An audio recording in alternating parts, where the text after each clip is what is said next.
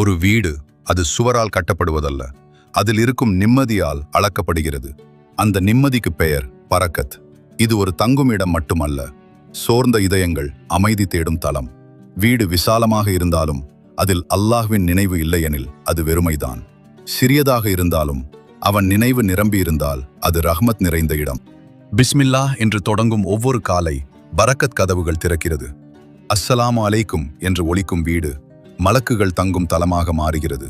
குர்ஆன் ஓசை மெதுவாக எழும்போது அமைதி அந்த இடத்தில் குடியேறுகிறது. பரக்கத் என்பது செல்வத்தில் மட்டும் இல்லை, அது நிம்மதியில் உள்ளது. குறைவானதில் கூட திருப்தி கிடைத்தால் அது பரக்கத். ஒரு குடும்பம் சிரிப்பை பகிர்ந்தால் அது பரக்கத். அன்பு குறையாமல் இருந்தால் அதுதான் உண்மையான செல்வம். யா அல்லாஹ், எங்கள் வீடுகளை நிம்மதி தங்கும் இடமாக ஆக்குவாயாக.